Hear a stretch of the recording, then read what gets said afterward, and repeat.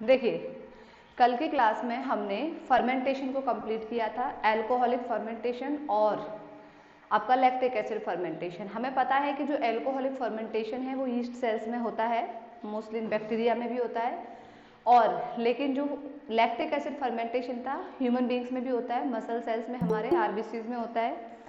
और कुछ बैक्टीरिया, जैसे कि कल हमने एक नाम भी डिस्कस किया था जिसका क्या था, lactic, very good, lactobacillus acidophilus, यानी कि लैक्टिक एसिड जो बैक्टीरिया होते हैं उनमें होता है, एलएबी में। आज वेरी गुड, आज हम शुरू करेंगे किसको, एनारोबिक एनारोबिक तो हमने कंप्लीट कर लिया, फर्मेंटेशन एनारोबिक रेस्पिरेशन ही था। आज हम शुरू करेंगे एरोबिक रेस्पिरेशन के एक पार्ट को सिर्फ, ठीक है। इसमें अभी भी आज भी हम शुरू नहीं करेंगे जो क्रेब्स साइकिल है, जो टीसीए साइकिल है, उसको शुरू नहीं करेंगे, उसको बाद में शुरू करेंगे अभी भी, क्योंकि वो पूरा एक लेक्चर लेके जाएगा। तो एरोबिक रेस्पिरेशन होता क्या है, कितने स्टेप्स में कंप्लीट होता है, कितने टाइप्स का होता है, ये सब हम डिस्कस करेंगे आज, ठीक है। सबसे पहली बात तो ये कि जो एरोबिक रेस्पिरेशन है यहाँ पे कंप्लीट ऑक्सीडेशन होगा। हमने अभी जो फर्मेंटेशन पढ़ा था, जो एनारोबिक रेस्पिरेशन था, उसमें क्या था, इनकम्प्लीट ऑक्सीडेशन हो रहा था ग्लूकोज का, या बेसिकली क्योंकि ग्लाइकोलाइसिस तो यहाँ भी होगी, और ग्लाइकोलाइसिस आपके किस में भी हुई थी, फर्मेंटेशन में भी हुई थी, वहां पर भी हुई थी। तो एनारोबिक रेस्पिरेशन में 0 एटीपी तैयार होते हैं, एनारोबिक रेस्पिरेशन में बिल्कुल भी एटीपी नहीं बनी थी, हमने देखा था। लेकिन अगर पूछा जाता है कि how many amount of ATP are generated in anaerobic respiration और फर्मेंटेशन, चाहे वो लैक्टिक एसिड हो, चाहे वो आपका एल्कोहल फर्मेंटेशन हो, तो उसमें आंसर रहेगा 2 एटीपी। आपके एनसीईआरटी में भी गिवन है। ये जो 2 एटीपी के जो मॉलिक्यूल्स जनरेट हुए ना, ये आपके ग्लाइकोलाइसिस के हैं एक्चुअली। अगर आप पूछो कि एनारोबिक रेस्पिरेशन में कोई बना था क्या, तो उसमें हम नहीं करेंगे। आई बात समझ में? तो कभी भी पूछा जाए कि एनारोबिक रेस्पिरेशन में कितने एटीपी जनरेट होते हैं, 2 एटीपी, ओनली 2 एटीपी। और ये भी जो 2 एटीपी बनते हैं ना, ये एक्चुअली हमने देखा था ना कि पायरुविक एसिड से चाहे लैक्टिक एसिड बन रहा था या फिर आपका इथाइल अल्कोहल बन रहा था, बीच में कहीं भी कोई एटीपी का फॉर्मेशन नहीं हो रहा था। याद आया? तो जो 2 एटीपी बनते हैं ना एनारोबिक में, ये ग्लाइकोलाइसिस में बनते हैं, ग्लाइकोलाइसिस में। और ग्लाइकोलाइसिस के भी कौन से वाले स्टेप्स में बनते हैं, एक तो स्टेप नंबर 7 पर और एक स्टेप नंबर 10 पे। याद आ गया होगा आपको पूरा, क्लियर है डाउट? तो कभी पूछा जाए कि एनारोबिक रेस्पिरेशन में कितने बनते हैं, सिर्फ एनारोबिकली रेस्पिरेशन पूछा गया है, तो 2 एटीपी ही रहेगा answer, only 2 ATP, not more than this. अब वो डिपेंड करता है कि कितने नंबर ऑफ ग्लूकोज की बात हो रही है। अगर पूछा है कि 1 ग्लूकोज, यानी कि अगर पूछा गया है कि एनारोबिक रेस्पिरेशन में 2 मॉलिक्यूल्स ऑफ पायरुविक एसिड है ना, 2 मॉलिक्यूल्स ऑफ पायरुविक एसिड हैं जो क्या बना रहे हैं, जो आपके इथाइल अल्कोहल बना रहे हैं, ये बना रहे हैं अगर, तो कितने एटीपी बन रहे हैं, 2 मॉलिक्यूल्स ऑफ पायरुविक एसिड में 2। अगर पूछा गया है 1 में, 1 पायरुविक एसिड में, तो 1 पायरुविक एसिड की अगर हम बात करते हैं यहाँ पर, तो भी आपका 2 ही एटीपी रहेगा, क्योंकि ये जो 1 एटीपी 1 पायरुविक एसिड आया, ये भी तो ग्लाइकोलाइसिस से ही आया है, और उसमें ग्लूकोज का ही ब्रेकडाउन हुआ था, और ग्लूकोज के ब्रेकडाउन के टाइम पर ग्लाइकोलाइसिस में 2 ही एटीपी जनरेट हुए थे। अगर पूछा जा रहा है आपसे 4 पायरुविक एसिड से, यानी कि अगर इनका फर्मेंटेशन हो रहा है, तो कितने अमाउंट ऑफ एटीपी जनरेट हो रहे हैं, 4। यानी कि ये जो 4 एटीपी आए हैं होंगे, कहाँ से आए होंगे, जब 2 नहीं 8 नहीं 4 हो जाएंगे ना बेटा, बनेंगे तो टोटल 8, आपने बिल्कुल सही बोला, लेकिन वो 4 वापस कर दिए जाएंगे ना, जहाँ पे कंज्यूमिंग रिएक्शंस में यूटिलाइज हुए थे वो। तो 2 ग्लूकोज के मॉलिक्यूल से 4 पायरुविक एसिड के मॉलिक्यूल का फॉर्मेशन होगा, 8 एटीपी बनेंगे। आप बिल्कुल सही बोल रहे हो, 7 और 8 10 स्टेप पे आकर के। लेकिन होगा क्या कि जो 4 स्टेप यानी कि 1 to 5 में है ना, जो स्टेप नंबर 1 पे और स्टेप नंबर 3 पे जो यूज हुआ है एटीपी मॉलिक्यूल, वो वापस भी तो करना होगा, तो 4 मॉलिक्यूल्स वहां चले जाएंगे, तो 4 पायरुविक एसिड के लिए 4 एटीपी बनेंगे। ये एक तरह से ऐसे याद रख सकते हैं आप, 1 glucose molecule 2 ATP, 2 glucose molecule 4 ATP, 2 pyruvic acid 2 ATP, 4 pyruvic acid 4 ATP. Clear है? आया समझ में नहीं आया एटीपी वाले क्वेश्चंस को अच्छे से? तो एनारोबिक रेस्पिरेशन में जो 2 एटीपी के मॉलिक्यूल्स बनते हैं वो सही है कि 2 ही बनेंगे, लेकिन अगर एग्जैक्टली देखें ना तो हमने पूरे रिएक्शन में देखा था कि एनारोबिक रेस्पिरेशन में स्पेसिफिक कोई एटीपी नहीं बना है। वो जो 2 एटीपी हम बार बार बोल रहे हैं फर्मेंटेशन में, लैक्टिक एसिड में या इथाइल अल्कोहल में, वो ग्लाइकोलाइसिस से बने थे। इनमें स्पेशल कोई एटीपी का फॉर्मेशन नहीं हुआ है। डन? डाउट क्लियर हुआ कि नहीं हुआ ये बताओ। हाँ बेटा, हाँ या ना? डन, ओके, ठीक है। चलिए, अब हमने एनारोबिक रेस्पिरेशन को पढ़ा, अब पढ़ेंगे हम किसको? एरोबिक रेस्पिरेशन को, ठीक है। एरोबिक रेस्पिरेशन की बात हो रही है, मतलब यहां पर क्या होगा? यूटिलाइजेशन होगा, यूटिलाइजेशन ऑफ ऑक्सीजन का, ठीक है। ये ऑक्सीजन की यूटिलाइजेशन में होगी। वहां पर ऑक्सीजन का कहीं भी हमने नहीं नामो निशान देखा था। वहां पे इनकम्प्लीट ऑक्सीडेशन हो रहा था, चाहे आप पायरुविक एसिड कह लीजिए या आप ग्लूकोज कह लीजिए। यहां पर क्या होगा? कंप्लीट ऑक्सीडेशन होगा, है ना? कंप्लीट, वहां इनकम्प्लीट या पार्शियल था। यहां पर complete oxidation of organic molecule, organic biomolecule, और मेनली ये जो ऑर्गेनिक बायोमॉलिक्यूल होगा कौन सा होगा? ग्लूकोज होगा। मैं ब्रैकेट में लिख देती हूँ इसको, मेनली ग्लूकोज, क्योंकि सबसे ज्यादा जो रेस्पिरेटरी सबस्ट्रेट यूज होते हैं वो कार्बोहाइड्रेटिक ही होते हैं। हमने स्टार्टिंग इंट्रोडक्शन क्लास में इसको डिस्कस किया था, ठीक है। ये जो ऑर्गेनिक मॉलिक्यूल का कंप्लीट ऑक्सीडेशन होगा, ये किसकी प्रेजेंस में होगा? In the presence of oxygen, ठीक है। और इसके साथ साथ में ये क्या रिलीज करेगा? And released product will be released, product या फॉर्म्ड प्रोडक्ट कह सकते हो आप, विल बी, क्या क्या होंगे?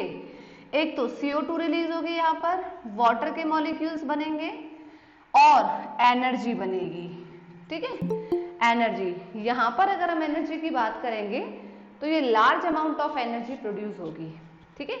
यहाँ पर अगर हम एनर्जी की बात करते हैं तो lots of energy will form, ठीक है। और वो हमें पता है ना कि वो जो लॉट्स ऑफ एनर्जी जो बन रही है वो कितनी थी? याद आया? 36 और 38 ATP के मॉलिक्यूल्स बनेंगे, 38 ATP के मॉलिक्यूल्स बनेंगे, ये, ठीक है। डन? अच्छा, अब हमें पता है कि जो एरोबिक रेस्पिरेशन होता है ऑक्सीजन के बिना तो नहीं हो सकता। एनारोबिक रेस्पिरेशन ग्लाइकोलाइसिस में कि अगर हम बात करते तो ग्लाइकोलाइसिस साइटोप्लाज्म में हुआ था। अगर आप बात कर रहे हो कि फिर जो हमने फर्मेंटेशन देखा था वो अलग स्टेप थे, ठीक है। लेकिन जो एरोबिक रेस्पिरेशन है, ग्लाइकोलाइसिस तो साइटोप्लाज्म में ही होगा, यानी कि यहाँ पर भी वही सेम कहानी होगी कि जो ग्लूकोज के एक मॉलिक्यूल से 2 मॉलिक्यूल ऑफ पायरुविक एसिड बनेंगे। ये 2 molecule of pyruvic acid basically किस में एंटर करते हैं? यानी कि अगर ये in the presence of oxygen में इनका कंप्लीट ऑक्सीडेशन होगा तो जाकर के ये TCA साइकिल को स्टार्ट करते हैं। और ये जो TCA साइकिल होती है ये कहाँ होती है? ये इन माइटोकॉन्ड्रियल मैट्रिक्स में परफॉर्म होती है, इन माइटोकॉन्ड्रियल मैट्रिक्स। डन? अच्छा, एक चीज और, ये जो स्टेप होता है यानी कि यहां से यहां तक की जो पूरी की पूरी जर्नी होती है पायरुविक एसिड की, इसके बीच में एक और स्टेप इंक्लूड होता है जो इसको और इसको कनेक्ट करता है, दोनों को जोड़ता है, ठीक है। उस अब मैंने नाम ही बोल दिया उसका कि वो कनेक्ट कर रहा है। मैम ब्लर है, सबके लिए ब्लर है क्या ये? चलिए अब ब्लर, अब नहीं होगा ब्लर, ठीक है। 1 मिनट, अभी नहीं होगा ब्लर। अब तो नहीं हो रहा blur? Tamanna 4149, is it blur now too? अभी भी ब्लर है क्या? नहीं ना? चलिए चलिए, ठीक है। तो मैं क्या बोल रही थी आपको यहाँ पे कि जो ये पायरुविक एसिड से TCA साइकिल तक की जो जर्नी होती है, इसके बीच में एक कनेक्टिंग लिंक होती है जो इनको आपस में कनेक्ट करती है। पायरुविक एसिड यानी कि यहाँ तक की जो कहानी हुई थी वो तो हुई थी साइटोप्लाज्म के अंदर, ये तो साइटोप्लाज्म में हुआ था। ये हमने पूरा ग्लाइकोलाइसिस का नाम दिया था इसको, याद आया? ठीक है। ये सब तो हुआ था साइटोप्लाज्म में। ग्लाइकोलाइसिस के जो दो एंड प्रोडक्ट्स थे वो डायरेक्टली माइटोकॉन्ड्रियल मैट्रिक्स में एंटर नहीं करते हैं, ठीक है। जैसे सपोज करिएगा आप कहीं भी जा रहे हो, किसी बिल्डिंग में जा रहे हो, कहीं घर पे जा रहे हो, तो क्या आप डायरेक्टली अपने कमरे में एंटर कर जाओगे? नहीं ना, बीच में एक गेट होता है, उस गेट के थ्रू ही तो आप जाते हो। वो क्या है? एक तरीके से चैनल है वो, आप उस चैनल को ही तो क्रॉस करते हो किसी के घर में जाने के लिए। सेम वही कहानी यहाँ पर भी है कि जो ये पायरुविक एसिड के मॉलिक्यूल्स है ये डायरेक्टली माइटोकॉन्ड्रियल मैट्रिक्स में एंटर नहीं करेंगे, इनके बीच में एक चैनल होगा, और वो जो चैनल होगा वो लिंकिंग करता है इन दोनों की, इसकी ग्लाइकोलाइसिस की और टीसी साइकिल की, इसीलिए उस स्टेप को बोलते हैं हम लिंक रिएक्शन। क्लियर है? लिंक रिएक्शन में जो प्रोडक्ट बनता है ग्लाइकोलाइसिस 3 कार्बन कंटेनिंग कंपाउंड है, लेकिन जो लिंक रिएक्शन का जो मॉलिक्यूल होगा, आज की क्लास में हम टीसी साइकिल को डिस्कस नहीं करेंगे, सिर्फ यहां तक समझेंगे, ठीक है। तो जो लिंक रिएक्शन है ये 2 कार्बन कंटेनिंग कंपाउंड होता है, यानी कि अब इसके बीच में और यहां तक की जो जर्नी होती है उसके बीच में क्या क्या स्टोरीज परफॉर्म होती हैं वो हमें डिस्कस करना है। क्लियर है? यहां तक समझ में आया कि नहीं आया? बस बेसिक एक आइडिया है। एरोबिकली रेस्पिरेशन हम डिस्कस कर रहे हैं जो बिना ऑक्सीजन के नहीं होगी। पहली बात, इसमें बहुत high amount of energy generate होता है, lots of energy will form in aerobic respiration. वो कैसे होगी हमें पता है, 36 और 38 एटीपी मॉलिक्यूल्स जनरेट होंगे, लेकिन हम ये भी देखेंगे कि वो डायरेक्ट नहीं जनरेट होते हैं। डायरेक्ट तो एरोबिक रेस्पिरेशन में भी 2 ही एटीपी मॉलिक्यूल्स फॉर्म होते हैं, लेकिन यहाँ पर जो हिडन अमाउंट ऑफ एनर्जी होती है वो बहुत ज्यादा बनती है, ठीक है। ये जो ग्लाइकोलाइसिस का एंड प्रोडक्ट है जो कि 3 कार्बन कंटेनिंग है, ये पायरुविक एसिड तक का फॉर्मेशन साइटोप्लाज्म में होता है, साइटोसोल या साइटोप्लाज्म में। उसके बाद in the presence of oxygen इसको यूज करके ये पायरुविक एसिड के जो मॉलिक्यूल्स होते हैं ये एंटर करते हैं माइटोकॉन्ड्रियल मैट्रिक्स में with the help of this compound जो कि 2 कार्बन कंटेनिंग कंपाउंड है, that is acetyl coenzyme A. ये है वो कंपाउंड, ये है यहाँ पर लिंकिंग करने का काम करता है। तो कभी पूछा जाए, हाँ बोलिए, बोलो बेटा। ओके, एक मिनट। अब क्या बोल रहे हो? ऐसा क्या? ऐसा होना तो नहीं चाहिए बच्चों। एक minute, okay, just a minute. हाँ, फिर नहीं होगा। अब बताइएगा।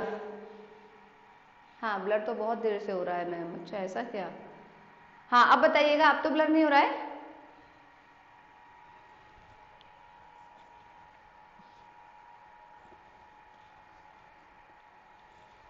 हो रहा है, समझ में नहीं आ रहा ब्लड क्यों हो रहा है।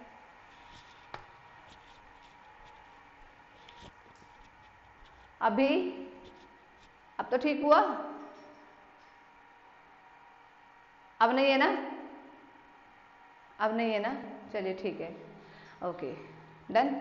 ठीक है, तो ये समझ में आया यहाँ तक आपको?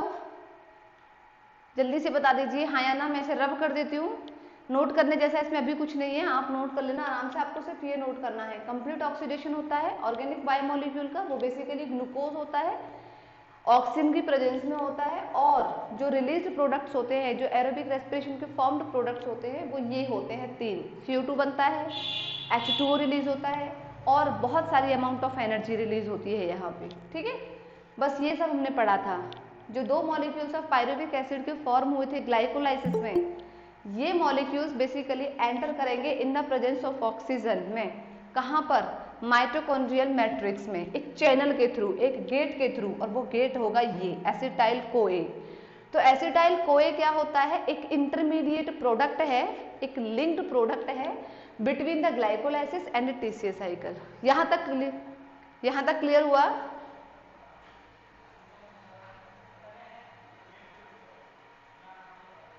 ठीक है, क्या बोल रहे हो बेटा?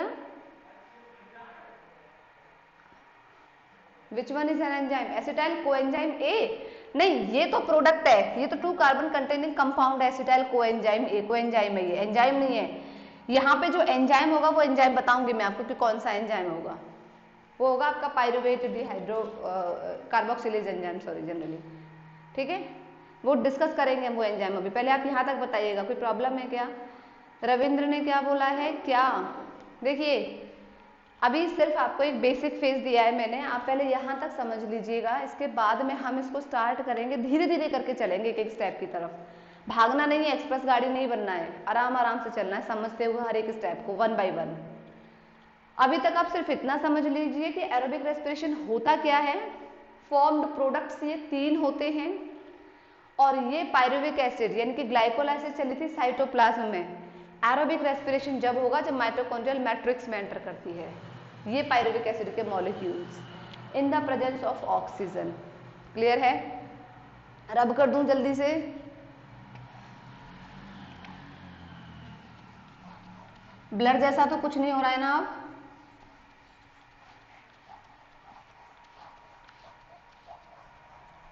ओके, आज थोड़ा प्रॉब्लम रहेगा क्योंकि आज वेदर ठीक नहीं है हमारी तरफ, तो यहाँ वेदर की वजह से ना थोड़ा सिग्नल का प्रॉब्लम तो रहेगा। चलिए ठीक है, तो यहाँ पे बेसिकली जो एंजाइम होगा ना एसिटाइल कोएंजाइम ए, जो प्रोडक्ट है 2 कार्बन कंटेनिंग कंपाउंड से बनाने के लिए वो पायरुवेट डिहाइड्रोजिनेज एंजाइम रहेगा। वो हम देखेंगे कैसे वो एंजाइम वर्क करेगा, कैसे वो 3 कार्बन से 2 कार्बन कंटेनिंग कंपाउंड बनाएगा। ठीक है, अभी फिलहाल हम देखते हैं कि जो एरोबिक रेस्पिरेशन होता है यानी कि दिस अकर्स इन 2 वेज, ये 2 वेज में कंप्लीट होता है। ठीक है, 2 वेज में हमें देखने को मिलता है।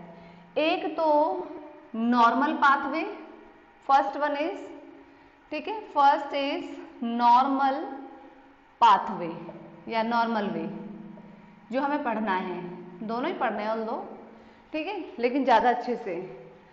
सेकंड जो है that is what, alternate pathway, alternate pathway, ठीक है, या इस ऑल्टरनेट पाथवे को हम पीपीपी भी बोलते हैं। ठीक है, पीपीपी और करके सॉरी लिखिएगा इसको, और ठीक है, यानी कि पेंटोज फॉस्फेट पाथवे। ठीक है, पेंटोज फॉस्फेट, हाँ सबके साथ हो रहा है क्या? Is the same problem with you all? आज क्यों हो रहा है ऐसा? सब तो क्लियर है, बाकी तो बोल रहे हैं कि क्लियर है। अब बच्चों बीच बीच में थोड़ा तो होगा, मैंने बोल दिया ना आज आपको कि आज थोड़ा वेदर का प्रॉब्लम है, थोड़ा तो आपको आज एडजस्ट करना पड़ेगा। ठीक है, तो ऑल्टरनेट पाथवे हुआ, और ये इसे हम क्या बोल सकते हैं, पीपीपी, पेंटोज फॉस्फेट पाथवे। मैं इसीलिए बहुत धीरे धीरे पढ़ा रही हूँ, ज्यादा स्पीड भी नहीं बढ़ा रही अपनी। देखिए जनरली जो नॉर्मल पाथवे होता है इसके कुछ स्टेप्स होते हैं। ठीक है, normal pathway this has following steps, हमें ये समझना है, इट हैज फॉलोइंग स्टेप्स। कौन कौन से हैं वो स्टेप्स? सबसे पहले क्या हुआ है, हम पढ़ रहे हैं एरोबिक रेस्पिरेशन। आपको याद होगा कि सबसे पहले तो ये कहानी हुई थी कि एक ग्लूकोज का एक मॉलिक्यूल था, है ना, और उस एक ग्लूकोज के मॉलिक्यूल से 2 मॉलिक्यूल ऑफ पायरुविक एसिड के फॉर्म्ड हुए थे, जिसमें आपको याद होगा कि जब ये एक मॉलिक्यूल्स फॉर्म हुए थे पायरुविक एसिड के, उस टाइम पर एक ग्लूकोज के मॉलिक्यूल से 2NAD का रिडक्शन हुआ था और 2NADH2 में कन्वर्जन हुआ था, फॉर्म हुआ था। बेटा याद रखना, ये एनारोबिक रेस्पिरेशन में तो कैसा भी इसने हमें नहीं दिया था amount of energy, aerobically respiration में ये एनर्जी देगा, ये जो है इसमें, क्योंकि आपको पता है ना 1 NADH2 इक्वल्स टू किसके बराबर होता है, 3 मॉलिक्यूल्स ऑफ ATP के बराबर। लेकिन ये कब देगा, जब ये माइटोकॉन्ड्रिया में एंटर करेगा और इलेक्ट्रॉन ट्रांसपोर्ट सिस्टम या इलेक्ट्रॉन ट्रांसपोर्ट चेन के अंदर एंटर करेगा, तो इससे 2 मॉलिक्यूल्स ऑफ NADH से यहाँ पर 6 एटीपी के मॉलिक्यूल्स जनरेट होंगे। हम पढ़ेंगे, यही सब हमें समझना है कि कैसे 36 और 38 एटीपी मॉलिक्यूल्स का फॉर्मेशन होगा।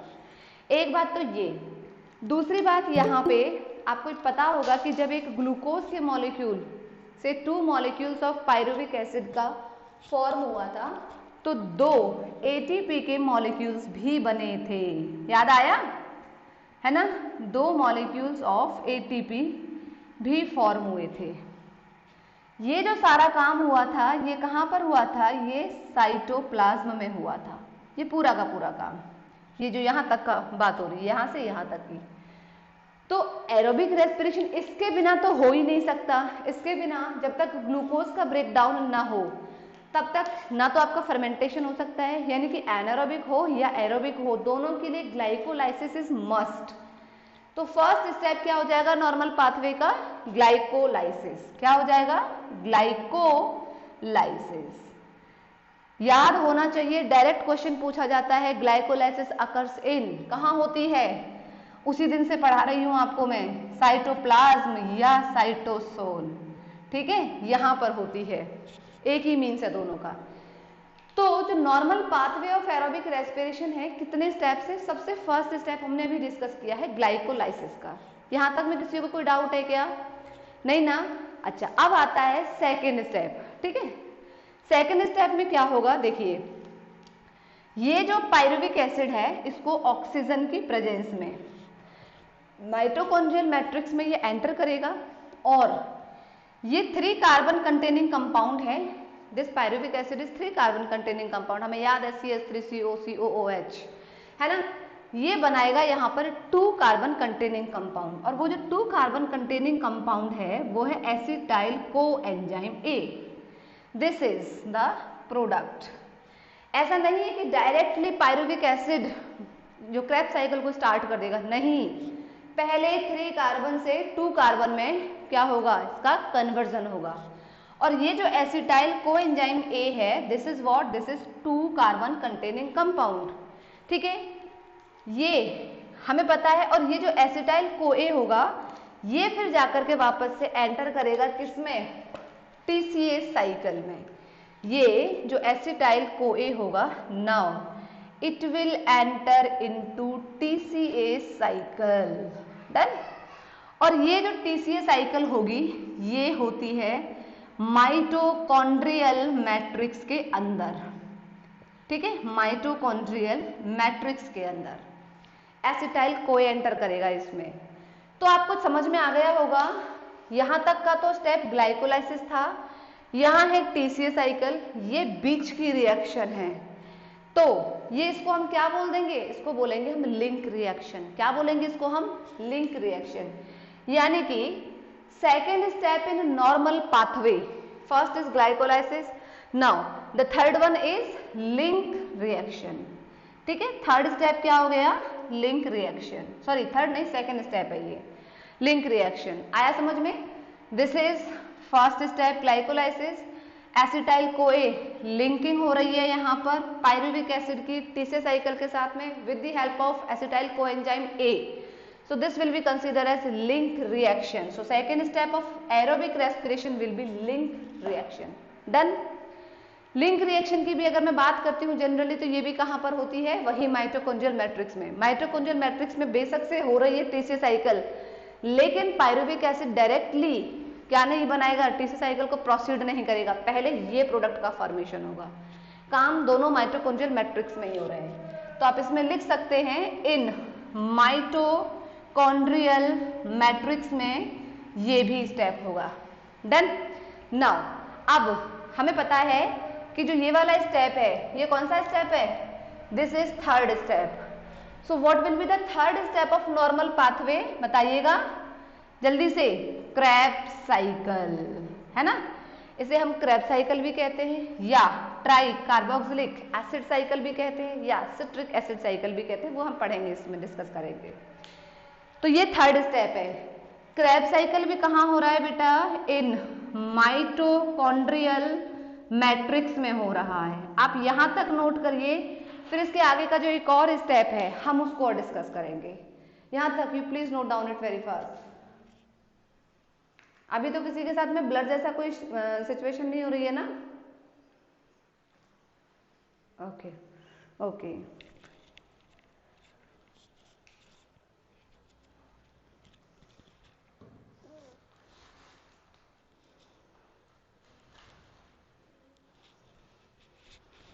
रब कर दूं? डन, ओके ठीक है। तो यहां हम पढ़ रहे हैं नॉर्मल पाथवे को ऑफ एरोबिक रेस्पिरेशन, जो दो तरह से होगी, या तो नॉर्मल पाथवे में या तो ऑल्टरनेट पाथवे में। ऑल्टरनेट पाथवे को हम पेंटोज फॉस्फेट पाथवे भी कहते हैं, उसे भी हम पढ़ेंगे, लेकिन पहले हमें स्टेप्स पढ़ने होंगे जो नॉर्मल पाथवे है, जिसमें हमने 3 स्टेप डिस्कस करे हैं कि पहले तो ग्लूकोज के मॉलिक्यूल का पार्शियल ऑक्सीडेशन होगा, जिसे हम ग्लाइकोलाइसिस कहेंगे, जो साइटोप्लाज्म के अंदर होगा, जिससे 2 मॉलिक्यूल्स ऑफ पायरुविक एसिड के रिलीज होंगे, फॉर्म होंगे, और ये 2 मॉलिक्यूल्स ऑफ पायरुविक एसिड बनाएंगे किसको, यानी कि एंटर करेंगे in the presence of oxygen में, इन माइटोकॉन्ड्रियल मैट्रिक्स में, और किसको बनाएंगे, 2 carbon containing compound acetyl CoA को, और वो लिंक रिएक्शन होगा। ठीक है। थर्ड हमने देखा था कि क्या हुआ था, क्रेब्स साइकिल स्टार्ट हो गई थी। तो देखिए कुछ कहानी ऐसे ही थी ना, ये एक ग्लूकोज का मॉलिक्यूल, इससे बने 2 मॉलिक्यूल ऑफ पायरुविक एसिड, ये 2 molecule of pyruvic acid generally क्या बना रहे हैं, वही same 2 molecule of acetyl coenzyme A को बना रहे हैं, और ये एसिटाइल कोएंजाइम A जो है, now they are entering into TCA cycle, और ये कहानी हो रही है माइटोकॉन्ड्रियल मैट्रिक्स के अंदर, यहां से ही शुरुआत हो जाती है। ठीक है। देखिए यहां पे हमें याद है कि 2NAD का रिडक्शन हुआ था 2NADH2 में। ये 2NADH2 अगर इलेक्ट्रॉन ट्रांसपोर्ट चेन के अंदर जाएंगे तो ही इनके अंदर में जो हिडन फॉर्म में, स्टोर फॉर्म में एनर्जी होगी वो रिलीज होगी। ठीक है। यहां पे आपको याद है 2 ADP प्लस 2 इनऑर्गेनिक फॉस्फेट से 2 ATP के मॉलिक्यूल्स बने थे। ये सारी कहानी हुई थी साइटोप्लाज्म में। Step number first, that is what, glycolysis, यहां तक का। ये यहां पे क्या होगा, ठीक है, यहां पर, क्योंकि ये कैसा है, 3 कार्बन कंटेनिंग कंपाउंड है, and we know about it कि ये एक 2 कार्बन कंटेनिंग कंपाउंड है। तो यहां से बेटा पहले तो सेम वही डिकार्बोक्सिलेशन होगा, CO2 के मॉलिक्यूल्स रिलीज होंगे, यानी कि एक carbon in the form of carbon dioxide में रिलीज होगा, एक पायरुविक एसिड से एक कार्बन रिलीज होगा। हमें पता है यहाँ पर तो 2 पायरुविक एसिड के मॉलिक्यूल्स हैं, तो 2 मॉलिक्यूल्स ऑफ पायरुविक एसिड से 2 मॉलिक्यूल्स ऑफ CO2 रिलीज होंगे। आया समझ में? जल्दी से बोलिएगा यस या नो। ठीक है। दूसरा यहां पर क्या होगा, वेरी गुड, यहां पे दूसरा स्टेप क्या होगा, यहां पर डिहाइड्रोजिनेज प्रॉपर्टी भी होगी, यानी कि ब्लर इज विद ऑल,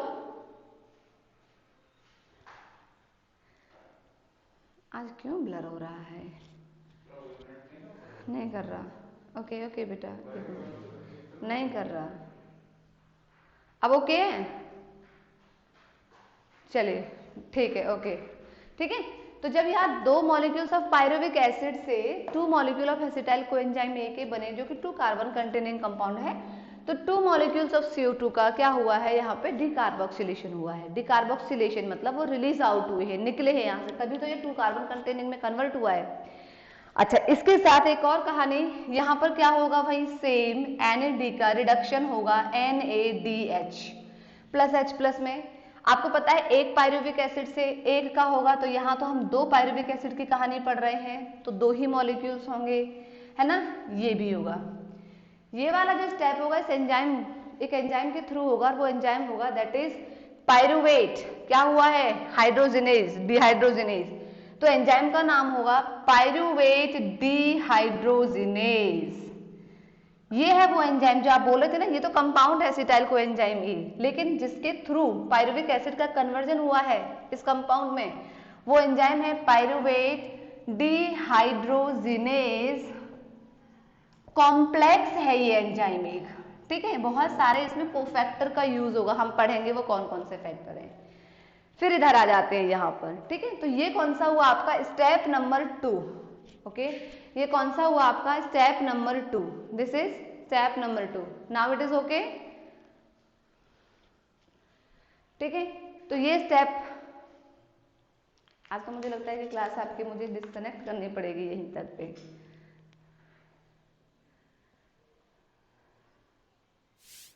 एक मिनट, हाँ, ठीक है, ऐसा है, ओके ओके, बिता वेट, थोड़ा तो आपको करना पड़ेगा। हाँ हाँ हाँ हाँ भाई, मैंने सुन लिया कि ब्लर हो रहा है, एक मिनट रुकिए बस आप।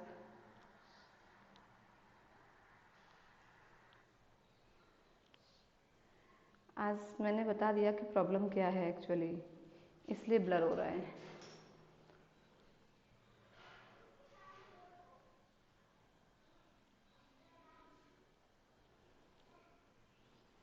आप बताइएगा जरा, अभी ब्लर हो रहा है क्या? जब लिखते हैं तब कुछ नहीं दिखता है। हाँ अब बताइएगा, अब तो नहीं हो रहा ब्लर? अब ब्लर अब नहीं हो रहा है ना? चलिए ठीक है, अब नहीं होगा। हाँ, ग्लूकोज से 2 मॉलिक्यूल्स ऑफ पायरुविक एसिड में कन्वर्ट हुआ है, और ये वाला जो स्टेप है ना, यहाँ पे जो एंजाइम है जिससे पायरुविक एसिड से एसिटाइल कोएंजाइम ए का फॉर्मेशन हुआ है, वो एंजाइम है पायरुवेट डिहाइड्रोजनेज, क्योंकि इसने डिहाइड्रोजनेशन करवाया है, और ये कॉम्प्लेक्स है, इसमें बहुत सारे कोफैक्टर्स इन्वॉल्व होंगे, हम पढ़ेंगे अभी कौन कौन से होंगे वो। ये आपका स्टेप नंबर 2 है, और इसने क्या किया है, इसको क्रेब्स साइकिल को ग्लाइकोलाइसिस के साथ कनेक्ट किया है, इसीलिए ये स्टेप हो गया आपका सेकंड, लिंक रिएक्शन, और ये स्टेप है थर्ड, टीसीए साइकिल। देखिए इस टीसीए साइकिल में क्या क्या होगा, इस टीसीए साइकिल में CO2 के मॉलिक्यूल्स रिलीज होंगे, 2 डायरेक्ट एटीपी मॉलिक्यूल्स बनते हैं। हमें पता है कि एनारोबिक रेस्पिरेशन में भी 2 एटीपी के मॉलिक्यूल्स बन रहे थे। अगर आपसे पूछा जा रहा है कि एरोबिकली रेस्पिरेशन में how many ATP molecules are formed directly, ठीक है, डायरेक्ट बोलते हैं तो ये है, डायरेक्ट में तो वही कम अमाउंट ऑफ एनर्जी बन रही है, तो ये डायरेक्ट एनर्जी है, डायरेक्ट फॉर्म्ड एनर्जी है, ये तो डायरेक्ट है, कभी भी आए। तो एरोबिक रेस्पिरेशन में भी अगर हम डायरेक्ट की बात करते हैं तो बहुत ज्यादा अमाउंट ऑफ एनर्जी नहीं बन रही है, कम अमाउंट ऑफ एनर्जी ही यहाँ पे भी बन रही है, ठीक है। लेकिन हमें पता है ना कि यहाँ पे तो बहुत ज्यादा 36 और 38 एटीपी हमने डिस्कस करे थे, तो वो एटीपी कहाँ से आ रहे हैं, वो यहाँ पर बेटा इसमें और भी क्या होंगे, इसमें NADH2 भी बनेंगे, और FADH2 का भी फॉर्मेशन होगा, ठीक है। इनके पास है स्टोर्ड फॉर्म में एनर्जी, और ये जो अमाउंट ऑफ एनर्जी है इन दोनों का क्या होगा, ये स्टेप नंबर 4 होगा, और स्टेप नंबर 4 में टर्मिनल ऑक्सीडेशन होगा। क्या होगा? Terminal oxidation. क्लियर है? तो जहां हम लिख रहे थे ना जो नॉर्मल पाथवे है एरोबिक रेस्पिरेशन का, फर्स्ट स्टेप था ग्लाइकोलाइसिस साइटोप्लाज्म में, सेकेंड स्टेप था लिंक रिएक्शन माइटोकॉन्ड्रियल मैट्रिक्स में, थर्ड स्टेप है टीसीए साइकिल माइटोकॉन्ड्रियल मैट्रिक्स में, और जो फोर्थ स्टेप है, एक तो आप लोग एक साथ नहीं आते हो, ये प्रॉब्लम है आपका। फोर्थ जो स्टेप है वो कौन सा है? Terminal oxidation. टर्मिनल ऑक्सीडेशन किसका होगा? जो ये प्रोडक्ट्स हैं इनसे होती है इनडायरेक्ट अमाउंट में एनर्जी रिलीज। सबसे ज्यादा जो अमाउंट ऑफ एनर्जी हम बात कर रहे हैं एरोबिक रेस्पिरेशन में, वो इनसे जनरेट होगी। डायरेक्ट एटीपी की अगर हम बात करते हैं तो वो यहाँ पर भी वही 2 ही मॉलिक्यूल्स ऑफ एटीपी जनरेट हो रहे हैं। अच्छा, जो टर्मिनल ऑक्सीडेशन होता है ये माइटोकॉन्ड्रियल मैट्रिक्स में नहीं होगा। ये कहाँ होगा? ये तो माइटोकॉन्ड्रियल मैट्रिक्स में हो रहा है थर्ड स्टेप तक, लेकिन जो फोर्थ स्टेप है, you please note down this in your notebook. हमने थर्ड स्टेप तक तो पहले लिख लिया था, यहाँ तक फोर्थ स्टेप हमने लिखा नहीं था, तो आप लोग इसे नोट कर लीजिएगा। Terminal oxidation is the fourth step of normal pathway of aerobic respiration. Done. और टर्मिनल ऑक्सीडेशन जो होगा, इट अकर्स इन, ये माइटोकॉन्ड्रियल मैट्रिक्स में नहीं होगा, it occurs in inner mitochondrial membrane. Clear है? किसमें होगा? इनर माइटोकॉन्ड्रियल मेम्ब्रेन में होगा। ये वो मैट्रिक्स में था ये इनर मेम्ब्रेन ऑफ माइटोकॉन्ड्रिया में होगा, इनर मेम्ब्रेन या इनर माइटोकॉन्ड्रियल मेम्ब्रेन में होगा, ठीक है। अच्छा, उसमें भी जो टर्मिनल ऑक्सीडेशन होगा ये एक बार नहीं बल्कि 2 स्टेप्स में कंप्लीट होगा, ठीक है। टर्मिनल ऑक्सीडेशन में क्या होगा, इट अकर्स इन, मैं इसको यहां से ले लेती हूं, ये 2 तरह से कंप्लीट होगा। एक तो ये एक जगह पर ऑक्सीजन को यूज करेगा, यानी कि वो ये अभी मैंने आपको बोला भी था, ये भी है ना, क्या करेंगे, एक तो किस में जाएंगे ये, या तो इलेक्ट्रॉन ट्रांसपोर्ट सिस्टम में, या आप इसे इलेक्ट्रॉन ट्रांसपोर्ट चेन कह सकते हो। ये सब हमें पढ़ना है डिटेल में, इलेक्ट्रॉन ट्रांसपोर्ट सिस्टम या इलेक्ट्रॉन ट्रांसपोर्ट चेन, ठीक है। ये वाला जो स्टेप होगा यहाँ पर ऑक्सीजन का सबसे ज्यादा यूज होगा, तो आप इसे लिख सकते हैं यहाँ पर O2 यूज्ड, यहाँ पर ऑक्सीजन यूज होगी किसमें, जब टर्मिनल ऑक्सीडेशन का एक स्टेप इलेक्ट्रॉन ट्रांसपोर्ट सिस्टम का होगा। दूसरा टर्मिनल ऑक्सीडेशन में क्या होगा, दूसरे में यहाँ पे सबसे यानी कि जो ये मॉलिक्यूल्स हैं इनका क्या होगा, ऑक्सीडेटिव फॉस्फोराइलेशन, ऑक्सीडेटिव फॉस्फोराइलेशन, ये जो स्टेप होगा ना second step of terminal oxidation का, यहां पे ये होगा आपका first step is electron transport system and the second step is oxidative phosphorylation. तो जो maximum amount of energy release होगी वो इस स्टेप से रिलीज होगी। यहां तक समझ में आया कि नहीं आया, जल्दी से बताइए एक बार, हाँ या ना। और कोई ब्लड जैसी कंडीशन अब तो नहीं हो रही है आप लोगों के केस में, हाँ बोलिए। 2 ATP के नीचे बेटा ये है डायरेक्ट फॉर्म्ड एनर्जी, डायरेक्ट बनी है ये, तो ये तो डायरेक्ट बनेगी इनसे, जब ये इनका टर्मिनल ऑक्सीडेशन होगा इनका, तब इनसे अमाउंट ऑफ एनर्जी रिलीज होगी। और वो टर्मिनल ऑक्सीडेशन कहाँ होगा, माइटोकॉन्ड्रियल मेम्ब्रेन में, इनर माइटोकॉन्ड्रियल मेम्ब्रेन में, और उसमें भी टर्मिनल ऑक्सीडेशन 2 स्टेप्स में कंप्लीट होगा। एक तो ऑक्सीजन का कंप्लीटली यूटिलाइज करेगा जिसे हम इलेक्ट्रॉन ट्रांसपोर्ट चेन कहेंगे, इलेक्ट्रॉन ट्रांसपोर्ट सिस्टम कहेंगे। सेकंड ऑक्सीडेटिव फॉस्फोराइलेशन होगा। तो जो ऑक्सीडेटिव फॉस्फोराइलेशन है यानी कि ये वाला जो स्टेप है ना ऑक्सीडेटिव फॉस्फोराइलेशन, मैक्सिमम, ठीक है, amount of energy is formed होती है किसमें, ऑक्सीडेटिव फॉस्फोराइलेशन में। तो मैक्सिमम अमाउंट ऑफ जो एनर्जी बनेगी वो कहां बनेगी, ऑक्सीडेटिव फॉस्फोराइलेशन में। मैम वहां टीसी साइकिल से नीचे का ठीक से नहीं दिख रहा है, ओके। और क्या लिखा हुआ है आपने, जरा बता देंगे क्या वो, ये बताया तो मैंने, देखिए टीसीएस साइकिल है, टीसीएस साइकिल होती है माइटोकॉन्ड्रियल मैट्रिक्स में, ये माइटोकॉन्ड्रिया शॉर्ट में एमटी, माइटोकॉन्ड्रियल मैट्रिक्स में होगा। टीसीएस साइकिल जब होगी CO2 का मॉलिक्यूल रिलीज होगा, 2 ATP के डायरेक्ट मॉलिक्यूल्स फॉर्म होंगे, NADH2 के मॉलिक्यूल्स बनेंगे, FADH2 का फॉर्मेशन होगा, इनमें इनडायरेक्ट फॉर्म में एनर्जी रिलीज होगी, स्टोर्ड फॉर्म में एनर्जी है, डायरेक्ट नहीं बनेगी।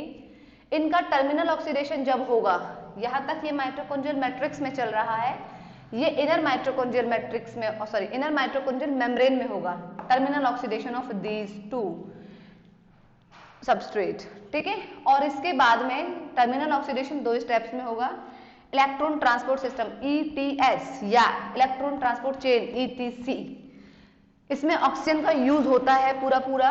और दूसरा स्टेप जो होगा इसका टर्मिनल ऑक्सीडेशन का, that will be oxidative phosphorylation, और इसी स्टेप पे सबसे high amount of energy release होगी।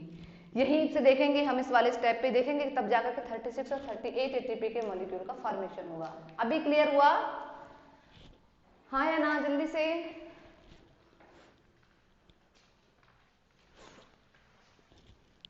Done, okay.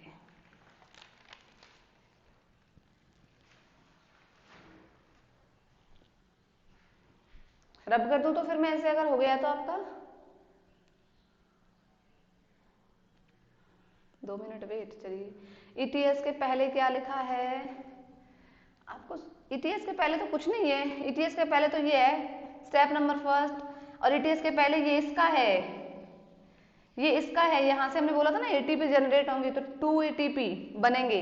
ये मैंने आपको समझाने के लिए लिख दिया है, ऐसा बुक में थोड़ा ना मिलेगा आपको कि डायरेक्ट बन रही, तो मैंने आपको समझाया है। एरोबिक रेस्पिरेशन में भी बहुत कम amount of energy direct form में रिलीज होती है, वो 2 ही एटीपी बनते हैं। तो बुक में देखेंगे ना तो बुक में आपको ऐसे मिलेगा ये 2 एटीपी, वो तो मैंने समझाने के लिए लिख दिया है आपको कि ये डायरेक्ट एटीपी जनरेट होती है। डन, अब तो कोई इशू नहीं है। ओके चलिए ठीक है, रब कर रही हूं मैं, अब हो गया होगा सबका।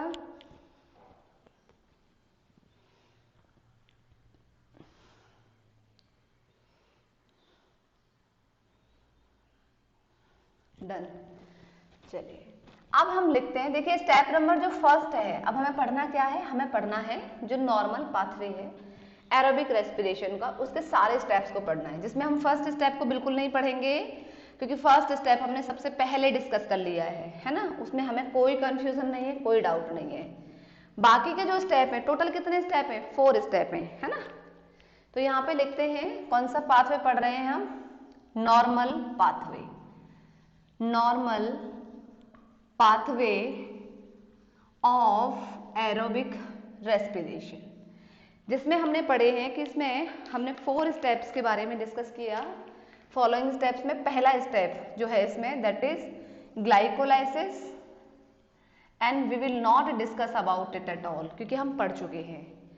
सेकेंड स्टेप है इसमें लिंक रिएक्शन, ये हमें पढ़ना है एक एक करके सारे स्टेप्स को, ठीक है, लिंक रिएक्शन। थर्ड स्टेप आपने देखा टीसीए साइकिल है, या हम इसे क्रेब साइकिल भी कह सकते हैं, ठीक है, या इसका एक और भी नाम होता है सिट्रिक एसिड साइकिल, जब पढ़ेंगे तभी लिख लेंगे।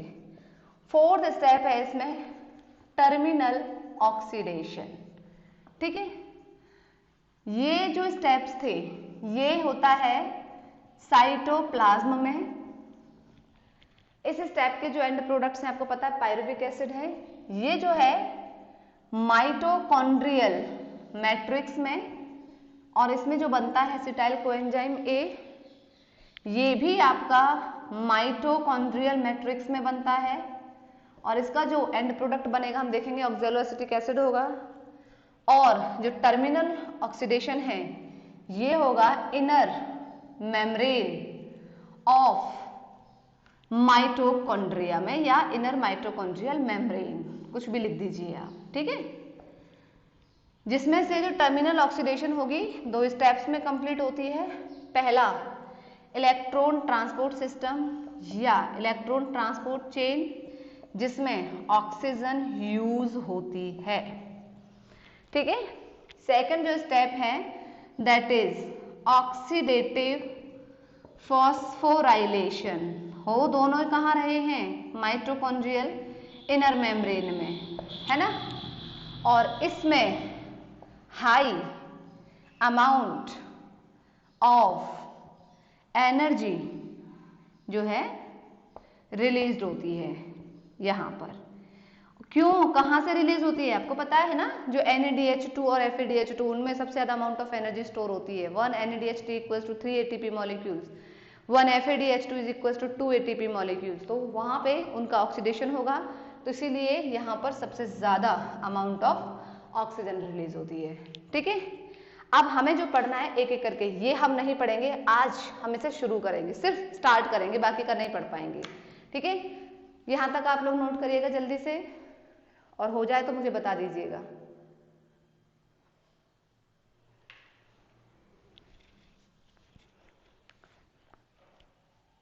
Done,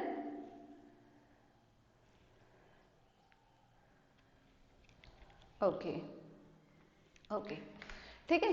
so now normal pathway में ही हम चल रहे हैं, ग्लाइकोलाइसिस हमें बिल्कुल नहीं पढ़ना है, बहुत अच्छे से हम इसका पूरा डिटेल पढ़ चुके हैं, कैसे कहाँ क्या कब कैसे होता है। अब सेकंड जो स्टेप है aerobic respiration of normal pathway का, वो है आपका दैट इज लिंक रिएक्शन। देखिए सबसे पहले तो हमें ये समझना है कि लिंक रिएक्शन के कितने नाम होते हैं, क्या क्या कहा जाता है।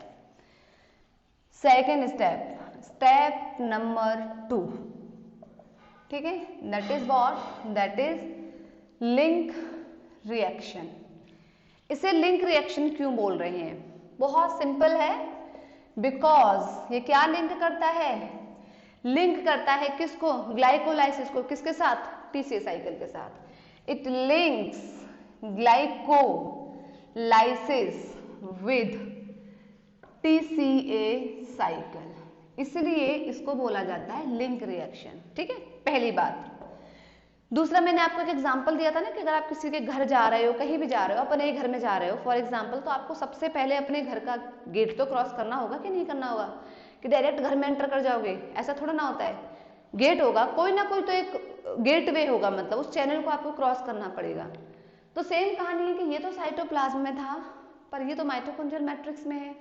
यहाँ पायरुविक एसिड बनते हैं, यहाँ ऑक्सैलोएसीटेट बनते हैं, लेकिन यहाँ पर जो पायरुविक एसिड है वो डायरेक्टली तो माइटोकॉन्ड्रियल मैट्रिक्स में एंटर नहीं करेंगे ना, वो एक गेट को एंटर करते हैं, गेट को क्रॉस करते हैं।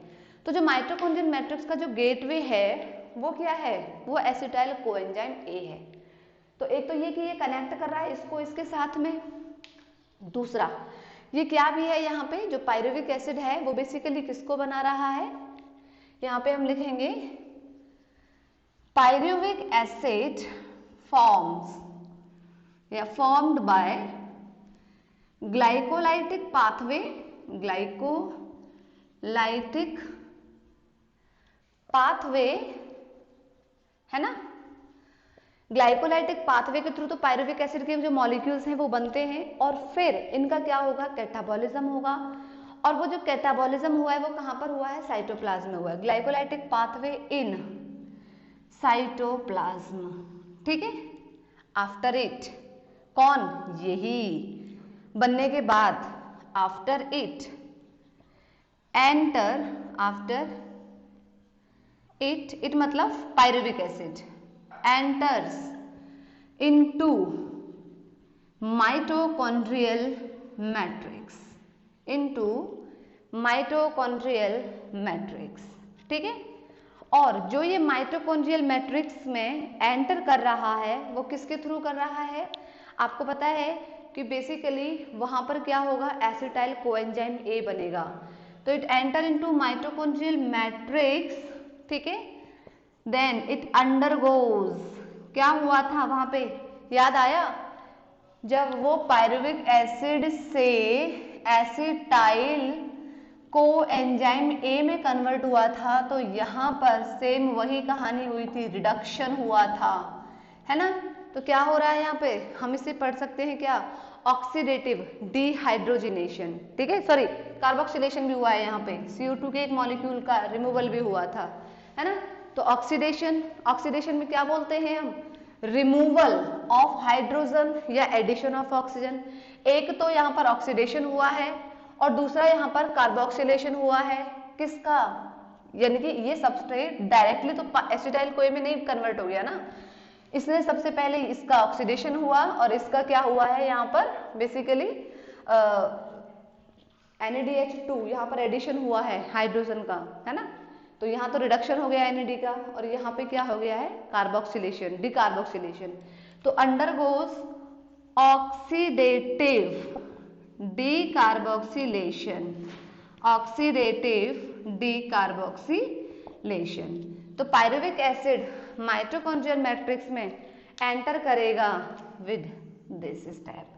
तो इसीलिए एक तरह से लिंक रिएक्शन को आप और भी क्या कह सकते हैं, it may also be consider as gateway reaction. क्या कह सकते हैं हम इसे, गेटवे रिएक्शन, गेटवे रिएक्शन। दूसरा, यहाँ पर ट्रांजिशन हो रहा है, ठीक है, तो हम इसे और भी क्या कह सकते हैं, ट्रांजिशन रिएक्शन, ट्रांजिशन रिएक्शन। और भी इसका एक और नाम हम बोल सकते हैं, क्योंकि यहाँ पे क्या हुआ है, ऑक्सीडेटिव डिकार्बोक्सिलेशन हुआ है, तो और इसे एक और भी नाम दे सकते हैं, और ऑक्सीडेटिव, अभी जो लिखा है हमने, ठीक है, oxidative decarboxylation reaction, oxidative decarboxylation reaction. ये सारे नाम हैं लिंक रिएक्शन के, कैसे कैसे क्यों क्यों हैं वो सब आपको बता दिया। कनेक्ट कर रही है, पास हो रही है, ट्रांजिशन हो रहा है, और ऑक्सीडेटिव डिकार्बोक्सिलेशन हो रहा है, ये सभी नाम है लिंक रिएक्शन के स्टेप नंबर 2 के। आज की क्लास में हम सिर्फ इसे यहाँ तक ही कंप्लीट करते हैं, बाकी का हम हमारे नेक्स्ट क्लास में डिस्कस करेंगे।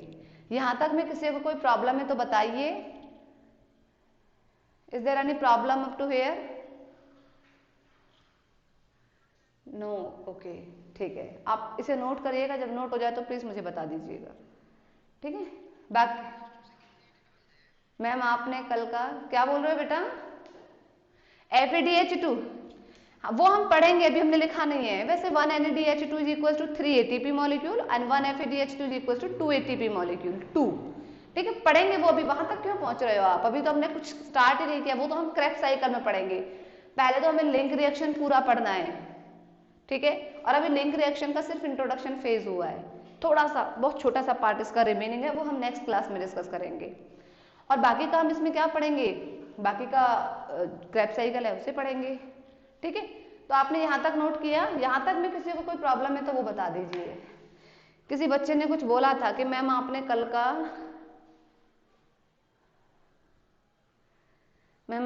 का लेक्चर यूट्यूब पर नहीं डाला ना? हाँ मैम, आपने कल का लेक्चर यूट्यूब पे इसलिए नहीं डाला क्योंकि मुझे पता है यूट्यूब पे डलते ही ना आप लोगों की स्ट्रेंथ आज इसीलिए बढ़ी थी। 40 स्टूडेंट्स आ रहे थे क्लास में कि हमें कंटेंट तो मिल ही जाएगा, जरूरत क्या है क्लास अटेंड करने की, है ना। यूट्यूब पे तो आपको रिवीजन के लिए डाल देती हूँ मैं कि आप रिवीजन कर लो वहां से, वरना यूट्यूब पे डालने से तो फिर स्ट्रेंथ आपकी इसीलिए तो कम हो गई थी। आज कैसे सब स्ट्रेंथ प्रेजेंट थी आपकी, ठीक है। मिल जाएगा आपको, लेकिन अब लेट लेट मिला करेगा ताकि आप क्लास अटेंड किया करो। और एक चीज, क्लास एक भी मिस मत करना, वरना तो ये स्टेप समझ में नहीं आएंगे, ठीक है। अच्छा बताइए, यहाँ तक कि आज तक की क्लास में लिंक रिएक्शन तक के इंट्रोडक्शन फेज में किसी को कोई प्रॉब्लम है? एरोबिक रेस्पिरेशन हमने स्टार्ट कर दिया है, बस अभी डिटेल में नहीं गए हम इसके। कोई डाउट है तो बता दीजिए, नहीं है डाउट तो मैं क्लास को आज यहाँ पे डिस्कनेक्ट करती हूँ, ठीक है। ओके, नहीं, हाँ बोलो।